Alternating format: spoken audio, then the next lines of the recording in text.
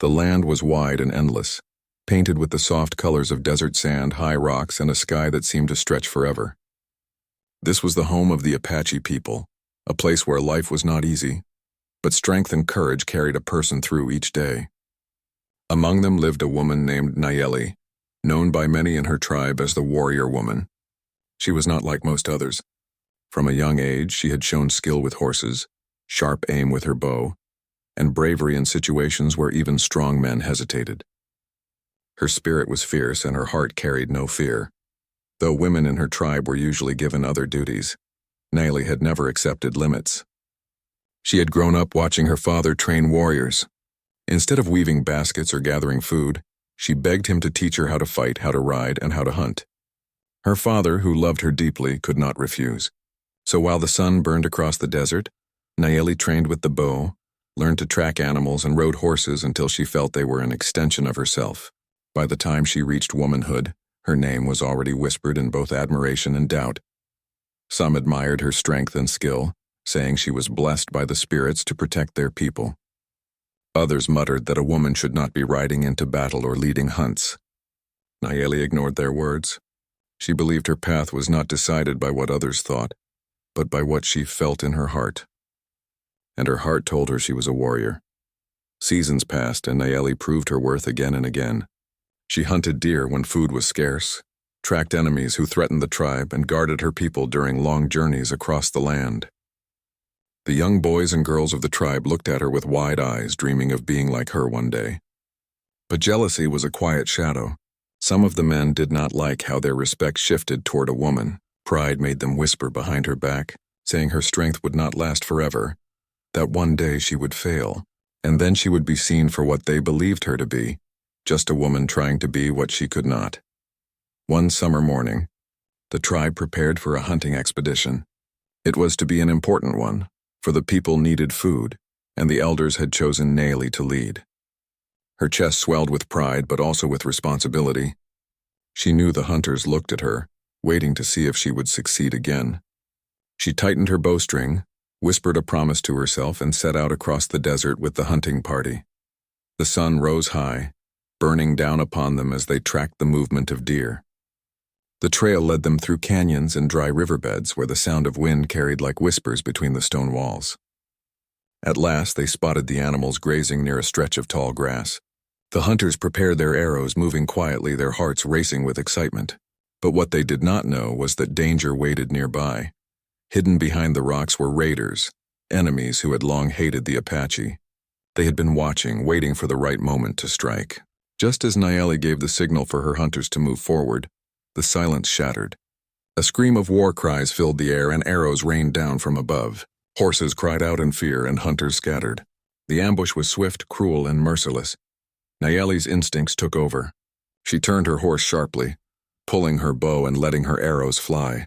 2 raiders fell and another was wounded by her sharp aim. She shouted for her people to regroup, to fight with courage, but chaos had already spread. The hunters were caught off guard and fear tore through them like a storm. Still, Nayeli refused to back down. Her heart pounded, her body moved with speed, and her voice rose above the cries of battle. She fought fiercely, determined to protect her people. Then it happened. As she charged forward, her horse stumbled upon a trap laid by the raiders, spikes hidden under the dirt. The horse fell, throwing Nayeli hard to the ground. Pain exploded through her body as the weight of the animal crushed her legs. For a moment, the world spun. Dust filled her eyes, and the sound of fighting faded into the distance.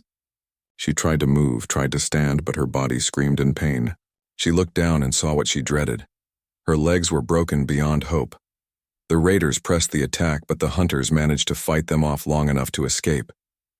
When the dust settled and the battle ended, the raiders had been driven away, but the victory was not sweet. The tribe had lost people, and worse, their warrior woman lay in the dirt, unable to rise. The hunters gathered around her.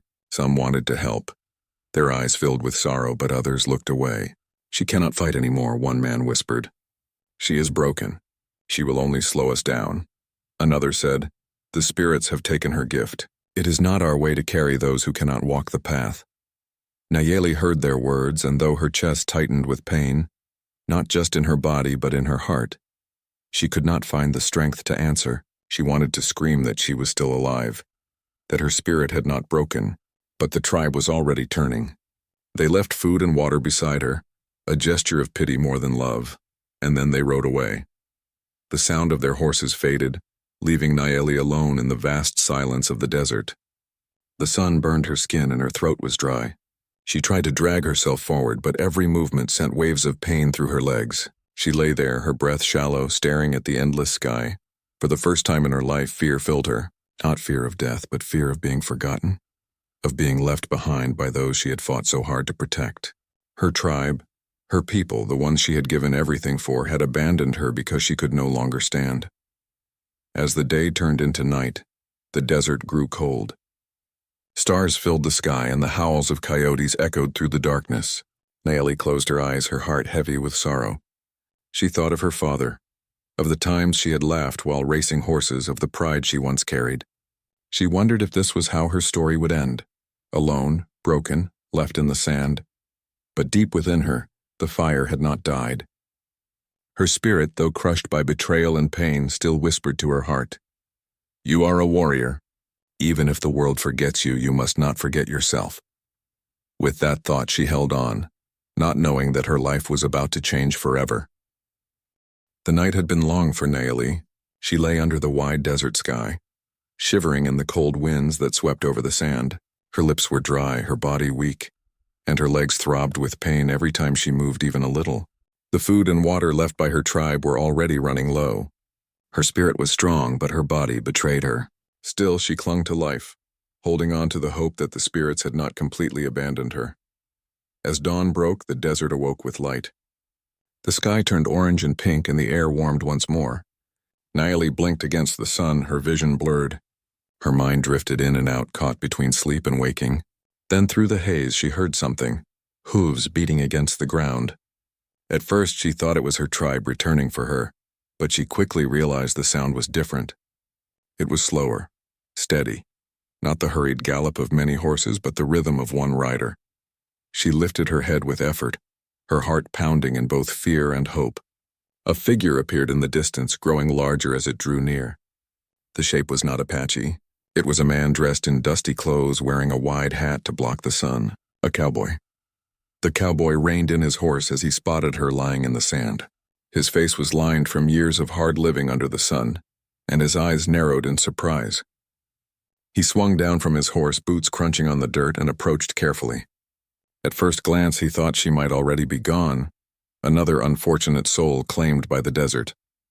But when he knelt beside her, he saw her chest rise and fall, faint but steady. Her eyes opened slightly, showing the fire of someone who refused to die. "You're alive," he muttered under his breath, almost in disbelief. Nayeli tried to speak, but her voice cracked from thirst. The cowboy quickly pulled a water skin from his saddle and lifted it gently to her lips. The water felt like life itself as it touched her tongue and slid down her throat. She drank slowly, her eyes never leaving his. He studied her. Her clothing told him she was Apache, and the scars on her hands and arms told him she was no ordinary woman. She had lived and fought like a warrior. But her legs, they were broken beyond saving. The cowboy knew enough to understand the truth of her condition. For a long moment he hesitated. The land was harsh, and survival meant thinking of oneself first. Taking her with him would be dangerous, difficult, and perhaps even foolish. The tension between settlers and tribes was no secret. Helping her could bring trouble he didn't need. But as he looked into her eyes, he saw something there, something that stirred his heart. It was the fire of someone who had not given up, even after being left behind. He sighed heavily, running a hand over his unshaven jaw. "Well, I reckon you're not ready to leave this world yet," he said softly. With effort, he lifted her frail body into his arms. She winced in pain, but her spirit was too tired to resist. He carried her carefully to his horse and secured her as best as he could, then climbed into the saddle. His horse, a strong chestnut stallion, snorted at the added weight but obeyed its rider's command. The cowboy set off toward the horizon, guiding the horse with patience. The desert stretched endlessly, but he knew the land well. A few miles away, nestled near a stream in the shelter of cottonwood trees, was his small ranch. It wasn't much, a modest cabin, a barn, a few animals, but it was safe. And it was the only place where she had a chance to live. Hours later they arrived. He carried her inside the cabin, laying her gently on a bed made of animal hides. He lit a fire, fetched water, and prepared herbs he knew from experience could help ease pain. He had lived long enough on the frontier to pick up skills in patching wounds and mending injuries, though this was beyond anything he had faced before. Still, he did what he could. Nayeli drifted in and out of sleep, waking to find the cowboy at her side. Sometimes he was tending to her wounds, sometimes feeding her broth he made from what little he had, and sometimes just sitting quietly, watching to make sure she breathed through the night. He didn't know her name, and she didn't yet know his. But in that silence, a fragile trust began to grow. Days passed. Slowly, Nayeli regained her strength, though her legs remained useless. She fought despair each morning when she opened her eyes and remembered what she had lost.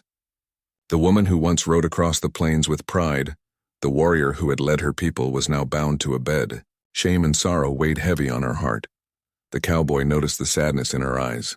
One evening, as the sun dipped low and painted the land in gold, he spoke to her for the first time about more than food or medicine.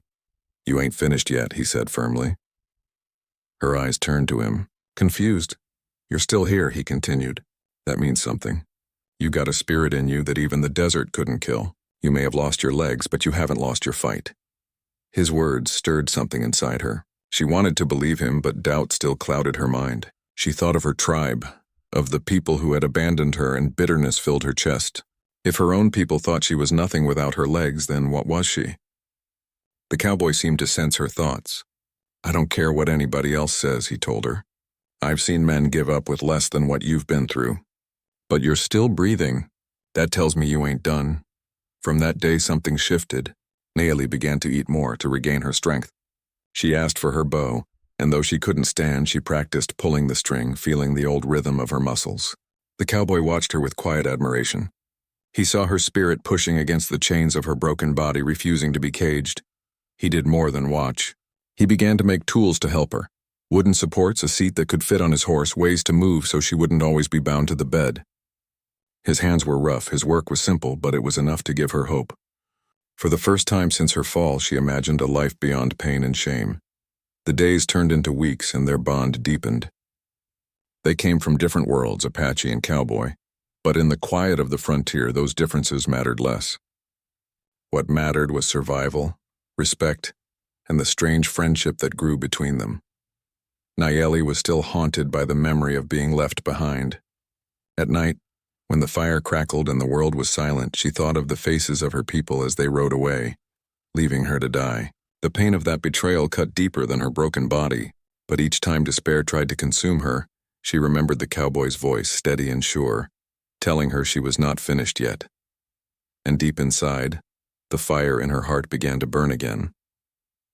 The days at the cowboy's ranch passed slowly but steadily, like the rhythm of the wind brushing over the desert. Nayeli spent those first weeks in constant struggle, her body healing, her spirit fighting against despair, and her mind searching for meaning in a life that felt suddenly broken. Each morning she opened her eyes to the sight of the wooden beams above her bed and the sound of the cowboy moving about outside, feeding the animals or chopping wood. His presence was steady, dependable like the rising sun, but Nayeli was restless. She had never been the kind of woman to sit still. She had lived her life on horseback, bow in hand, riding into the wind with strength and pride. Now she sat in silence, her legs useless, her hands gripping the edge of the bed in frustration. Sometimes she clenched her teeth until her jaw ached. Sometimes she whispered angrily to herself, cursing her weakness. But no matter how deep the anger burned, she remembered the cowboy's words. "You ain't finished yet." It was those words that drove her to begin again. One morning she asked for her bow. The cowboy brought it to her, his brows raised in curiosity. She sat up on the bed, gripping the bow with hands that still remembered every motion. Her arms trembled at first, weak from days of stillness, but she pulled the string back and released. The arrow clattered uselessly against the wall. She sighed, but instead of giving up, she pulled again and again. Hour after hour she practiced, sweat dripping down her face, her muscles screaming. The cowboy watched her quietly, never interfering, only offering water when her hands shook too much. "You still got it," he told her one evening as she managed to strike a target he had set up outside the window. His voice was calm, but his eyes carried pride. Encouraged, Nayeli pushed herself harder. She learned to steady her aim while sitting, to let her breath guide the arrow as much as her strength. Though her legs no longer gave her balance, she discovered new steadiness in her upper body, a precision that sharpened with every attempt. The cowboy, seeing her determination, began to think of ways to give her more freedom. He spent long nights in his workshop carving wood and shaping leather. Soon he presented her with something new, a wooden seat that could be strapped to his horse, built to hold her steady as she rode. The first time she climbed onto the horse again, with his help, her heart pounded with a mix of fear and joy. The wide world stretched before her once more. For a moment she felt whole again. As the horse moved beneath her, the wind brushing her face, tears filled her eyes. She gripped her bow tightly, her spirit alive with the rush of freedom she thought she had lost forever. From then on, the cowboy and Nayeli rode together each day. At first they stayed near the ranch, practicing slowly, but soon they ventured farther into the open land. He taught her new ways to balance, to shoot while the horse moved. She learned quickly, her skills returning with surprising strength. Her arrows flew truer than ever before, each one carrying not just the force of her arms but the power of her spirit. The cowboy often shook his head in amazement. "You're stronger now than most men I've ever met," he said one afternoon after she struck 3 targets in a row. But Nayeli still struggled inside. Each night as the firelight flickered, memories of her tribe returned.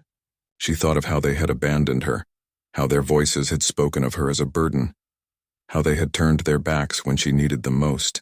The betrayal cut deeper than any wound. Sometimes she dreamed of confronting them, of showing them the warrior they thought had died.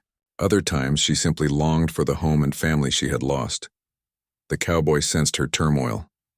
One night, as the crickets sang and the fire burned low, he spoke. "You can't live in their shadow forever," he said. "They made their choice. But you," he pointed gently at her chest, "you've still got your spirit. That's something they couldn't take no matter how hard they tried." His words sank deep, and slowly Nayeli began to change. She no longer saw herself only as the broken woman left behind. She began to see herself as someone new, someone who had been remade by fire and pain. A warrior not of the old ways, but of a new strength. As weeks turned into months, whispers began to spread across the land. Travelers spoke of a strange sight, a warrior woman with no legs, riding with skill and power, her arrows striking with unerring accuracy. Some dismissed it as a tale, but others swore it was true. To the settlers, she became a story of courage. To some in her tribe, she became a ghost of shame and wonder. But for Nayeli, it was not about stories. It was about survival, growth, and reclaiming her spirit. With the cowboy at her side, she found new ways to fight, new ways to live, and new meaning in her days. Their bond deepened, built not on words but on shared struggle, respect, and the silent understanding of 2 souls who had both known loss. Sometimes, while riding together at sunset, the cowboy would glance at her, his eyes filled with quiet admiration. He never said much, but in his silence she felt his respect. It was something she had once craved from her people, but now, strangely, it mattered more coming from him. Her story was no longer one of defeat. It was becoming a story of rebirth. She had lost her legs, but she had found something greater, a strength that came not from her body but from her unyielding spirit. And with each day, that spirit grew brighter, readying her for the battles that lay ahead. For though life at the ranch was peaceful, trouble was never far on the frontier. Nayeli did not yet know it, but soon danger would come again. Raiders would return, threatening the land, the settlers, and even the tribe that had abandoned her. And when that day came, she would no longer be the broken woman left in the desert. She would be the warrior woman reborn, stronger than ever before. The sun was just beginning to set when the peace of the ranch was broken. A faint sound drifted on the wind, shouts, the pounding of hooves, and the sharp crack of gunfire echoing from the distance. The cowboy was outside tending to his horse when he heard it first. His head snapped up, his face tightening. He knew those sounds well. Trouble was coming. Nayeli, sitting near the cabin with her bow across her lap, noticed his sudden stillness. "What is it?" she asked, her voice sharp. "Raiders," he answered grimly. "And they're close." Her heart raced, though her hands were steady. She had heard stories from passing travelers of raiders who had been growing bold again, attacking both settlers and tribes. She never expected the fight to come so near. Without hesitation, she lifted her bow. "Then we ride," she said firmly. The cowboy hesitated. His eyes flicked to her legs, then back to her fierce gaze. He wanted to protect her, to tell her to stay behind, but he knew it was useless. She was a warrior. She would never sit back while others fought. Together they saddled the chestnut stallion. The cowboy secured her carefully in the special seat he had built for her. Once she was in place, bow in hand and quiver strapped securely, she looked every bit the warrior she had once been, perhaps even more so now. The cowboy mounted behind her, and they urged the horse forward. As they rode toward the sound of battle, the sky glowed red with the last light of the day, as if the heavens themselves knew blood would be spilled. They reached the edge of a small settlement where smoke curled into the sky. Raiders had struck swiftly, setting homes ablaze and chasing families into the open. Men tried to fight them off with rifles, but the raiders outnumbered them. Women clutched their children, their cries mixing with the chaos. Nayeli's eyes narrowed. Her heart beat like a drum, not with fear, but with purpose. She drew her bowstring, the motion fluid and sure. Her first arrow flew, striking a raider squarely in the shoulder and sending him crashing from his horse. The cowboy fired his rifle alongside her, the two fighting as one. The settlers turned in shock when they saw her. A woman without legs seated firmly on the horse, loosing arrows with deadly precision. It seemed impossible. Yet arrow after arrow struck true, each shot fired with the unshakable spirit of someone who had been forged in pain and reborn stronger. The raiders, taken off guard by the sudden force, faltered. But their leader, a scar-faced man with a cruel grin, rallied them. "She's only one woman," he shouted. "Take her down!" They charged toward her, but Nayeli did not flinch.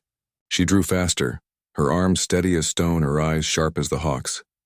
Every arrow found its mark. Horses reared, men fell, and chaos spread among the raiders. The cowboy's rifle cracked again and again, but even he found himself distracted by the sight of her. In that moment, Nayeli was not a broken woman. She was fire itself, untouchable, unstoppable. Word spread quickly among the settlers and even to her old tribe, who had been camped not far away. Some of her people rode in to see what the commotion was, expecting to find another battle they had no part in. Instead, they saw her, Nayeli, the woman they had left for dead, fighting with a strength that seemed otherworldly. Gasps spread among them. "It cannot be," whispered one elder. She was gone. But there she was, alive, fierce and stronger than they had ever seen. Shame fell upon those who had abandoned her, but awe quickly followed. They could not deny what their eyes showed them. Nayeli had become something greater than before.